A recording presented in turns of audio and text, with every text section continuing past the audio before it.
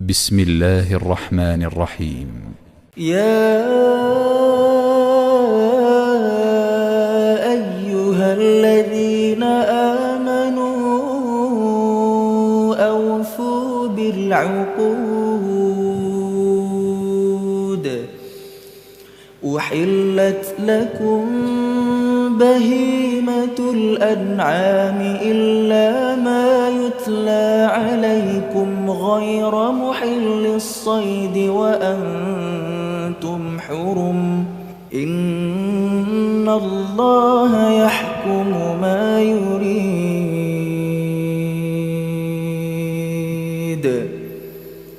يا أيها الذين آمنوا لا تحلوا شعائر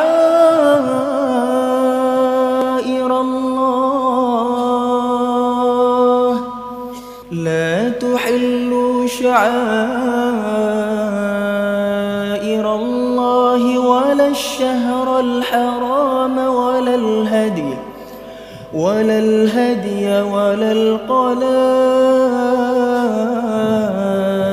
ولا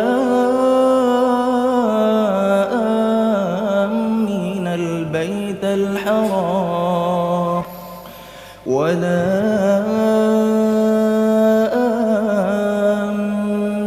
البيت الحرام يبتغون فضلا من ربهم ورضوانا وإذا حللتم فاصطادوا ولا يجرمنكم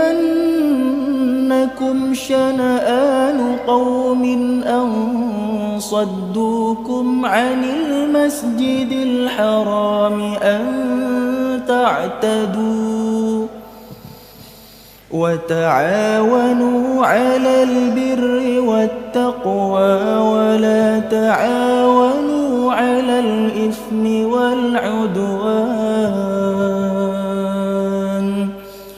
واتقوا الله